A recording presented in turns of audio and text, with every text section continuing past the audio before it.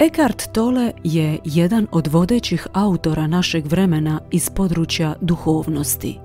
Njegova svaka misao počiva na osobnom, duboko proživljenom iskustvu. Knjige koje je napisao postale su bestselleri, a najpoznatiji od njih su Moć sadašnjeg trenutka i Nova zemlja, koje su mnogim ljudima diljem svijeta iz temelja promijenile život. Razlog zbog kojeg nećete staviti ruku u vatru nije strah, nego znanje da biste je na taj način spalili. Kako biste izbjegli nepotrebnu opasnost, nije vam potreban strah, nego samo malo inteligencije i zdravog razuma. Za takve praktične stvari korisno je primjenjivati pouke naučene u prošlosti. Kad bi vam netko zaprijetio vatrom ili tjelesnim nasiljem, tada biste mogli doživjeti nešto nalik na strah. To je nagonsko odmicanje od opasnosti, ali ne i psihološko stanje straha o kojem ćemo ovdje govoriti. Psihološko stanje straha nije u vezi s bilo kakvom konkretnom i istinskom neposrednom opasnošću.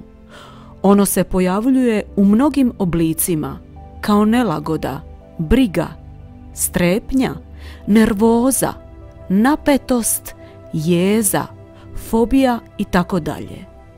Ovakav psihološki strah uvijek se odnosi na nešto što bi se moglo dogoditi, a ne na nešto što se događa upravo sada. Vi se nalazite na ovom mjestu i u sadašnjem trenutku, a vaš um je u budućnosti. To stvara prazninu strepnje. Ako ste se poistovjetili sa svojim umom i izgubili moć i jednostavnost sadašnjeg trenutka, ta praznina strepnje će postati vaš stalni suputnik.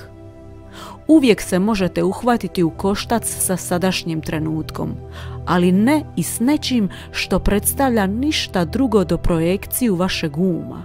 Ne možete se uhvatiti u koštac s budućnošću. Što više, dokle god budete poistovjećeni sa svojim umom, ego će upravljati vašim životom.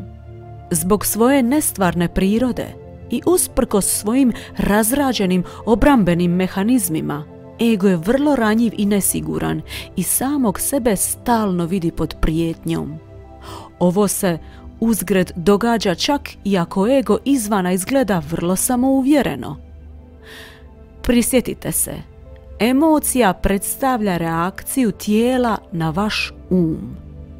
Kakvu to poruku tijelo neprekidno prima od ega, lažnog, umom stvorenog ja? Opasnost.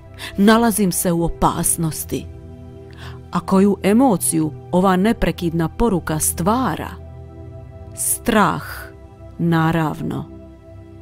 Strah nije stvaran. Strah jedino postoji u našim mislima o budućnosti. Proizvod je naše mašte, nečega što ne postoji, niti je ikad postojalo. Strah je vrlo blizak ludilu. Izgleda kao da strah ima mnogo izvora. Strah od gubitka, strah od neuspjeha, strah od povrede i tako dalje. Ali svi ti strahovi na kraju predstavljaju strah ega od smrti, od uništenja. Za ego smrt se uvijek nalazi tu, iza ugla. U ovom stanju poistovjećenosti sa umom, strah od smrti utječe na svaki aspekt našeg života. Na primjer, čak i naizgled tako trivijalna i kao normalna stvar kao što je prisilna potreba da se u prepirci bude u pravu i dokaže kako ona druga osoba griješi, to jest obrana mentalnog stava s kojim smo mi poistovjećeni, korijen ima u strahu od smrti. Ako se poistovjećujete s mentalnim stavom i pritom niste u pravu, vašem osjećaju za osobno ja, zasnovanom na umu, prijeti ozbiljna opasnost od uništenja. Stoga vi i vaš ego Ne možete prihvatiti da niste u pravu. Ne biti u pravu znači umrijeti. Zbog ovoga su se vodili ratovi i srušene su nebrojene veze. Stara latinska poslovica kaže: pobjeđuje nas samo ono čega se plašimo. Onog trenutka kada se budete prestali poistovjećivati sa svojim umom, vašem osjećaju za osobno ja neće više značiti ništa to jeste li u pravu ili ne. Tako da će silom nametnuta i duboko nesvjesna potreba da se stalno bude u pravu, što predstavlja jedan oblik nasilja, prestati postojati. Bit ćete u stanju jasno i glasno iskazati kako se osjećate i što mislite, ali više pri tome neće biti agresivnosti niti obrambenog stava. Vaš osjećaj osobnog ja tada će proizaći iz dubljeg i iskrenijeg mjesta u vama, a ne iz uma. Čuvajte se svake vrste obrambenog stava u vama. Što je to što branite? Iluzorni identitet, predstava u vašem umu, zamišljeni entitet. Time što taj obrazac činite svjesnim, time što mu postajete svjedok, vi se prestajete poistovjećivati s njim. U svjetlu vaše svijesti, nesvjesni obrazac će se brzo raspasti. To predstavlja završetak svih prepirki i igara moći koje su toliko štetne vezama. Moć nad drugima predstavlja slabost prikrivenu kao snagu. Istinska moć se nalazi unutra i dostupna vam je ovog trenutka. Uvijek traži način da porekne sadašnji trenutak i pobjegne od njega. Drugim riječima, što ste više poistovjećeni s umom, više patite. Nitko ne odabire disfunkciju, sukob i bol. Nitko ne odabire ludilo. Oni se događaju jer u vama nema dovoljno prisustva da bi se uništila prošlost, nema dovoljno svjetlosti da bi se rastjerala tama. Vi niste u potpunosti ovdje. Još uvijek se niste sasvim probudili. U međuvremenu, programirani um upravlja vašim životom. Što ste više u stanju poštovati i prihvaćati sadašnji trenutak, to ste oslobođeniji od bola, patnje i egoističkog uma.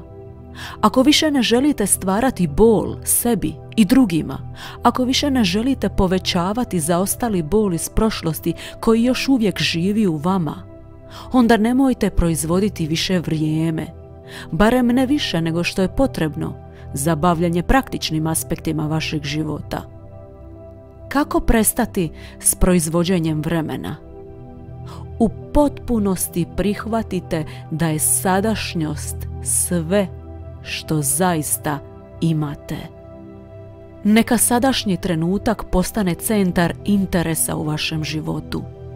Dok ste ranije boravili u vremenu i samo nakratko posjećivali sadašnji trenutak, sada savijte sebi gnijezdo u sadašnjem trenutku, a nakratko posjećujte prošlost i budućnost, onda kada bavljenje praktičnim aspektima vašeg života to bude zahtijevalo. Kada se budete predali onome što jest i tako postanete potpuno prisutni, prošlost će prestati posjedovati bilo kakvu moć. Ona vam više neće biti potrebna. Prisustvo je ključ. Sadašnji trenutak je ključ. Pošto je otpor nerazdvojiv od uma, napuštanje otpora, odnosno predaja, predstavlja smrt uma kao vašeg gospodara, varalice koji se pretvara da je vi, lažnog Boga. Sve osude i sva negativnost se razgrađuju. Carstvo bića koje vam je bilo prikriveno umom tada otvara svoja vrata. Iznenada se u vama javlja duboka tišina, neobjašnjiv osjećaj mira. a u tom miru leži ogromna radost, a u toj radosti leži ljubav, a u samom središtu počiva ono sveto, ono bezgranično. Ako vam se svidio ovaj sadržaj, pretplatite se na naš Atma kanal. Ne zaboravite kliknuti na ikonu zvona kako ne biste propustili nijedan novi video.